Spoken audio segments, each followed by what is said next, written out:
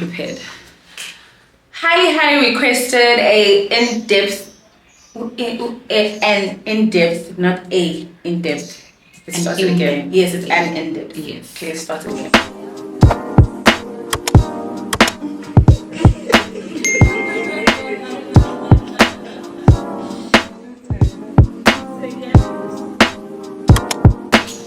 Hi there, so you guys requested an in-depth plucking tutorial and I am here for that. I am going to show you how we pluck this to this customized cut and ready to be installed. I actually have a very good trimming method and it is going to be in this video, so stay tuned. I want to show you guys now. Like, look at how non-bulky it is at the back. That's because we have a very specific trimming method. So before we actually get to the plucking, I'm going to keep this very short because I also want you guys to understand what is plucking, why are we doing it, the advantages and the disadvantages of it, right? When I teach you the reasoning behind something before actually teaching you how to do it. So with every practical lesson comes a theory lesson. Also, not all closures pluck in a similar way. This is relative to ventilation. Now, if you don't know what ventilation is a process of tying strands of hair onto the lace closure piece that has nothing so that you create a topper. A topper is a closure. Closure and topper is the same thing. So this is something that you put on top of your head. And remember, back in the day, we used to do sew-ins. We never used to have closures. So now a closure is to close off your head so you don't have a leave out. I hope you guys are on par with me now. So if your closure is double knotted, it's going to be hard to pluck. And by double knotted, I mean those tiny little dots on the lace squares are thick. It means the person who was ventilating this closure took more than 2 strands at once to make the closure fuller. If your closure is single knotted, that is a perfect, and that's the one that we're going to be working with here. A single knotted closure that is going to pluck much easier. When you do buy hair, I always recommend this. Please try and opt for closures that are thin in lace and closures that have single knots. If they don't have single knots, the plucking process is going to be tedious. The bleaching process is going to be tedious. It's not going to look as natural and as seamless as possible. So if you've attended one of my 3-day masterclasses, you know that I have a manual and I'm going to be referencing some of the things that I have in here in terms of customization, right? So the reason, number one, we do customization is when you look at a lace closure in its original form, it does not look very natural as compared to your natural hairline. So what do we do now? We have to pluck strands out. The process of plucking means pulling strands from the closure so that we create gaps and to make it more natural. Now you are going to see that as I go in, I am going to add in the voiceover to explain the whole process and the knotting behind the closures. Plucking is not going to be the same for your lace closures that are in a wig, for your lace closures that are going to be used for a frontal ponytail.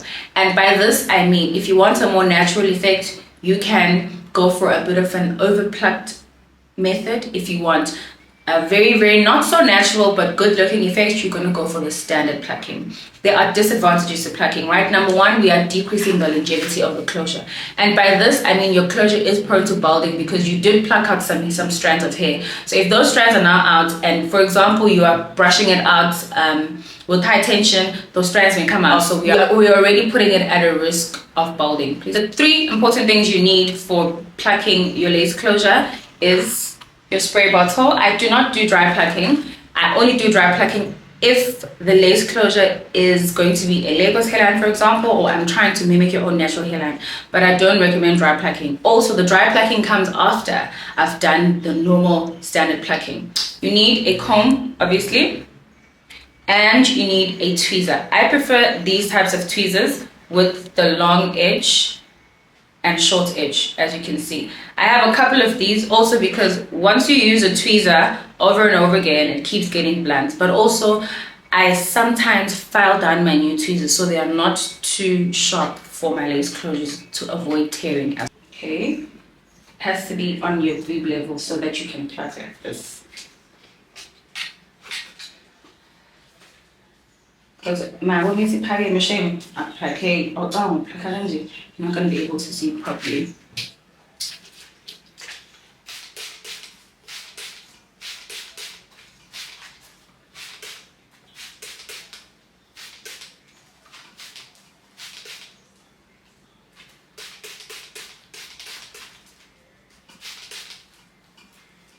we start in the middle.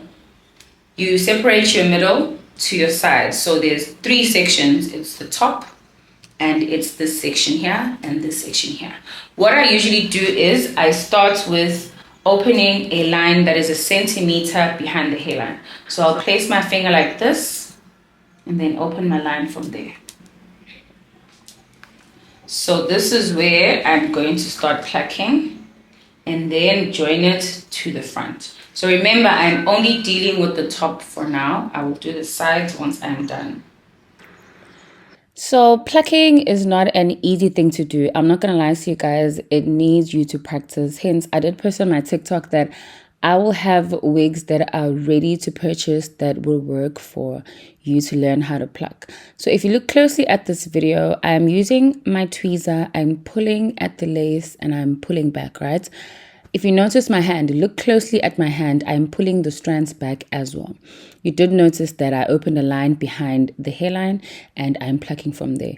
Now, when you are plucking, it's important not to drag your closure. You're supposed to pull from the hair directly from the lace and where it is ventilated so you can actually pluck properly. Look at my motions. I'm using my index finger and my thumb. When you get to the bottom, you press and pull, you press and pull. Notice how the tweezer looks on my hand, right? You will not do this in line method. I do not like plucking that looks like a line. Your plucking method needs to be at random. And if you're not pulling strands like how I'm showing you in the video, it means you are not plucking appropriately. You need to pluck, get the strands out. Ukplaka nkosi yami ukudonsa inwele kwi-hairline uyikhiphe khona i-hairline izobukeka natural. This is the dragging that I'm talking about. You should not drag the strands. If you drag the strands, you're going to break the strands in between halfway through, and then you're going to have a lot of flyaways, which is something that we don't want. So make sure that you pull the hair to the back. Remember, the hair is always going to be damp, and you pluck by pulling the strands at random. If you notice my motions, I'm moving from left to right, right to left, left to right, so that I can have gaps that are at random. When it starts looking like a rake, it's not going to be effortless and it's not going to look nice when you do your installation. So make sure you pluck at random. Also, take your time and move back from the wig and look at it. So it's okay. I actually have created gaps, and that is perfect. So the next segment, you can actually start plucking directly from the front, or you just separate that last 1 centimeter segment that I had opened, right? So I'm going to do it with the last segment because this is a beginner friendly tutorial. If you look closely at the closure and the segment that is sent back, you can see there are some gaps in the hairline behind the area that I've taken aback, right? So you open gaps there so you can blend that section to the back. If you follow, I think on YouTube, his name is the Frontal Queen. He adapts this method as well for his plucking. It's called the gradient method, where you pluck in sections. You open a section, you pluck, you bring that section forward, you pluck again, and you bring the last section and you pluck that again. So you can see here, I'm creating more gaps from a front section, blending it back to the section that is 1 centimeter behind the hairline so that it looks a bit more natural. After this, I am going to pluck the front section as well, as I'm doing now, so that we blend this whole plucking of this closure together, right? Very important though, when you come to the front section, you don't want to recede the hairline. Mangikhuluma ngo-recede the hairline, ngichaza ukuthi i-hairline akumele siyihlehlise. Kumele sivule ama-gap kwi-hairline, as I said earlier. Plucking is creating gaps in the hairline so that the hairline looks more natural. Hold that hairline with your hand as I'm holding it and create your little gaps as you move. You're moving from left to right, right to left, left to right, right to left, and you are plucking at random. I'm going to zoom in so that I can show you here. Look at the difference now. Remember, I'm not removing all the strands from the front. I'm just creating gaps in the hairline so that you can see that it mimics a natural hairline, and this is standard plucking. It's not over plucking as you do for a frontal ponytail. I am going to upload a video of plucking a frontal ponytail a little later, in the month of October so that you guys can see what the difference is. Now that we are going to be moving to the side sections, you've done your front. Remember, we are sticking to standard plucking right at the top. You're going to move to the sides. There are two sides. On the side sections, you don't want to pluck too much. And I say this because usually the side sections are ventilated in a very soft manner and the hair plucks much easier on the sides, and the overall surface area for the sides isn't as big. Now, can you guys pay attention to what I'm doing on the side, ne? You can see closely here that the side is thick, obviously because I haven't plucked it. I'm going to do the same thing. Open a 1 centimeter line behind the hairline. Look closely. That is 1 centimeter. I use my finger because I've got small fingers. But if you don't have small fingers, you're going to have to just measure 1 centimeter behind the hairline or use a measuring tape. Into engafuni ukuthi niyenze is to start opening a line that is far behind the hairline. And what I mean is, if you open a line in this position, it means you're not plucking behind the ear. And reasoning is, why are you plucking behind the ear? Because that is way beyond the hairline. You need to pluck directly 1 centimeter behind the hairline so that it blends nicely to the marking of where the ear begins. That is where your hairline is going to begin. We are repeating the same process, guys. You are going to be plucking at random. Look at how I'm pulling the hair from that section. Apologies, my phone is always ringing. So you're going to be plucking up and down. So we're moving from the ear level up until where it separates from the middle parts to the side part, and we are moving up and down at random. Please take your time when you are doing this. Also, please remember, if you're not pulling hair like this, it means you're not plucking, because there's no hair that is coming out. It means you're not pulling any strands. Move this at random. The sides are usually much easier to pluck, and I love plucking the sides. Even with frontal ponytails, plucking the sides is actually much easier than plucking the entire wig. Remember, I did say minimal effort on the sides, and then just pull the hairline back and then pluck the front of the side hairline. Again, I'm going to make sure that you understand this. We are not over plucking and we are not receding the hairline. Mangithi we are not receding the hairline, it means asifuna ukukhanda injibs, asifuna ukuyihlehlisa le hairline isukule position ekuyona ize iye ngemumva. Kunalokho, we are creating gaps in between so that the side also looks as natural as the top. Remember, you are trying to match the hairline to the top part that we were doing, and it should look as natural as possible. So you're literally just going to repeat this process over and over again. Remember to move away from your closure and see which parts look like they need a bit more plucking. That's how you can do a quality check on your work. You don't just pluck in front of you. You don't pluck too far behind the hairline. You are just creating gaps in the hairline, as you can see, so that your closure looks as natural as possible. Repeat the process. Literally, you repeat the process over and over again. I am very quick when it comes to plucking. So don't try and mimic my method. I even tell my students when they're in front of me, if you want to mimic my hairline and the method in which I pluck, you're going to have to be a pro. Guys, I started plucking probably over 5 years ago, and I've been doing this as I'm self-taught on YouTube, and some things come naturally to you, all right? So you cannot compare me being self-taught, me making mistakes and trial and error for the past couple of years. So this is what the top and the left side look like at this moment. As you can see, this is standard plucking. It's not overly done. And you can see this side, that we haven't come to this side, and it still has a very full hairline. That is the type of hairline that we would call as capped. So you are going to repeat the same process on the other side. I obviously don't have that on camera. I highly recommend using this little blow dry brush for wig prep, né? Because it can easily maneuver the hair from you from front to back instead of using this comb. This specifically is a comb for the chase method when you are straightening, right? Because anything can happen. I want to show you something quickly now. I might just insert this comb incorrectly, and look, I've already created a hole. Now imagine I keep doing this and this and this and this throughout the whole hair drying process. I'm going to create holes in the client's closure. This is at the front, obviously she can't complain about this. But if you are going to be using this comb for this part, be careful, especially with HD lace. You'd rather do this.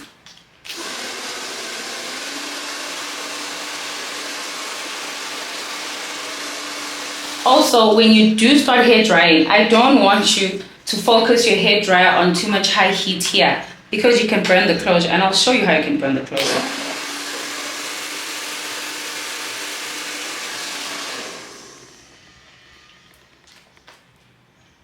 If you look closely, this part here is already sticking onto the other section here and creating a little V, which means the closure is stretching and it is burning. At the end of the day, this is lace. Also, another important thing, when you are using your hot comb, you don't just comb through, ne?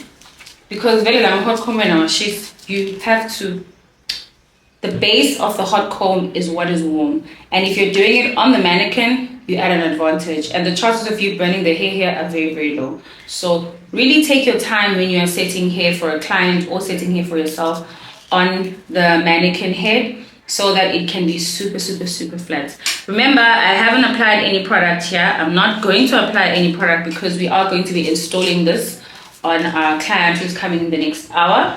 But we're just prepping it so we can trim. So the next segment of this video is going to be trimming this on the mannequin head and how you can trim accurately when the client isn't in front of you. I would ideally prefer to trim the hair when the client is here, but for this video, I want to show you guys how you can do it. So I'm going to be using the Tresemme Heat Defense. I buy this in bulk because I need it for every single wig installation, flat ironing method, just so that it protects the hair. And then I'm going to be using the K Hair Frizz Control. If you stay in Durban and your hair gets very frizzy after some time, you need this frizz control treatment. I'm going to be sectioning my hair, and I'm going to be flat ironing using the chase method. I'm going to show you guys slightly what the chase method is. So you need a metal comb for this. Remember, I said you don't need to use a metal comb for that top part of plucking and straightening the hair at the top. You need it for flat ironing. So you will insert your comb from the back, as you can see in the video.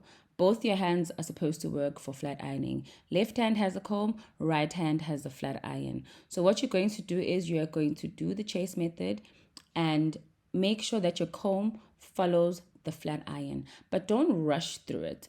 Go down slowly so that your hair can be flat ironed like you are flat ironing it at the salon.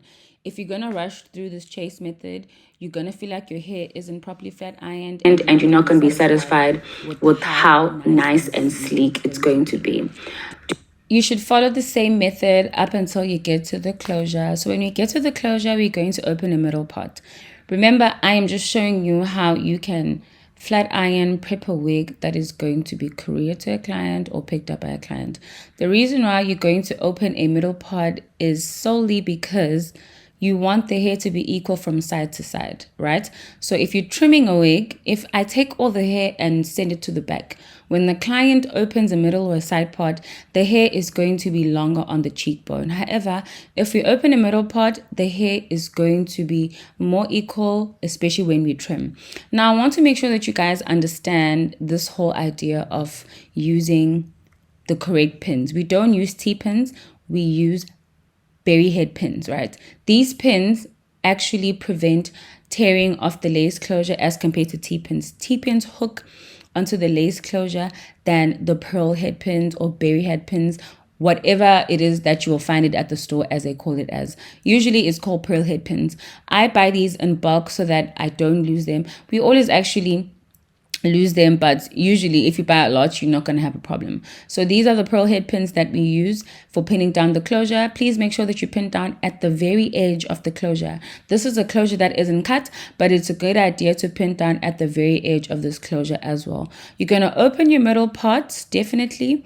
You are going to use a hair dryer. Please focus on my hair dryer method. The hair dryer isn't in the air, it's directly on the hair and on the flat brush that I'm using. So use the same method. This isn't ideal for when you're doing it on somebody's head on high heat and high power. You kind of have to differentiate with that. Now, I use this mannequin head for my 8 inches. So that line that I have is the first trimming line that I will have for my 8 inches. What am I doing now for this trimming method? I am sectioning at least 4 to 5 tracks at the bottom. I'm going to section 4 to 5 tracks at the bottom. Pin the rest of the hair up so that I will trim my first section of the hair. Now, why am I doing this? Remember, this is a wig, okay? And my 8 inches is very, very thick. However, I know that my clients want a thin type of look when they are buying my 8-inch wigs. This time around, my supplier did not have 8 inches, they had 10 inches, but it's the same type of process when you are using 8 inches as well. Also, we color our wigs in-house, so that's why we do everything from scratch. You're going to be using a trimmer. You can use a scissors, but I prefer to use a wall trimmer. I have a couple of these. Some of them just get blocked by hair, but because they're like 170, I'm not really bothered by that. You're going to be using your trimmer to trim at the very first line that I have on my mannequin. I have over 5 mannequin heads, so it's not a big deal if I have a line. I'm going to start on the side. When I start on the side, please look closely as to how I do it. I'm just trimming the hair off. I want this wig to be 8 inches, and I'm going to be trimming it off straight using my comb, making sure that the hair is straight. If it's not straight enough, I'm going to go back to those sections where there are probably still strands that are not trimmed properly and make sure that it is trimmed properly. Apologies for the exposure in this video. I was trying by all means to make sure that there is maximum light for you guys so that you can see exactly what it is that I'm doing. I'm going to be repeating the process on the side. I do this almost every single day, so I don't need to use a comb, but it's very important to make sure that you use a comb to make sure that your trim line is actually very thin. My phone has been buzzing for most of the day because I am trending on social media, but that doesn't matter. So you can see my trim line and you can see where I did my first trimming for the wig. After that, I'm just going to take the rest of the hair down. Remember, it is in a middle part, so I'm going to be trimming at the back and trimming at the sides as to make sure that the trim of my wig is accurate. I did actually install this wig after trimming it. But let me quickly explain this to you guys. I think you would see that the first trim line is higher and the second trim line is lower. Why am I doing this? I do not want a bulky bob wig. If I bump this wig at the bottom, it's not going to be as bulky. Also, the client is going to get the hair and not have any issues with bumping off the bob or the hair looking like it has steps towards the back. That is why I use this trim method. You can adapt it as well. Just have a mannequin that you're going to be using for your first trim line and then go on from there. I hope you guys really understood this. Make sure that you trim straight wigs, especially if they are going to be going for Korea, because sometimes having the client there is at an advantage for you, but not having the client there, you're going to have to improvise in terms of trimming wigs all the time. So that is it for our 20-minute tutorials. This is episode 1. We're gonna have a lot more episodes coming. If you have any questions about any of the products that I was using, please feel free to comment down below. Don't forget to let me know what it is that you'd like to learn next. If it's customization, if it's actually coloring this unit as well, comment it down below in the comment section and I'll definitely record that for you. I am planning to start posting at least 1 tutorial weekly and 1 hairstylist vlog every month because that is a bit longer. But thank you guys so much for subscribing. I literally went from 500 subscribers to 1,003 in less than a week after I posted my first video. Thank you so much for the support. We are going to be monetizing soon because this alone takes a lot of work, buying the products, having to do it specifically for the video and outside of our client schedule. If you're interested in purchasing this wig, this is our summer bob brown wig. It is 2,100 Rand, available on our website. It is 8 inches, so just hop onto slatebeauty.co.za and order the summer brown bob. Thank you so much for watching. Don't forget to like, share, and subscribe.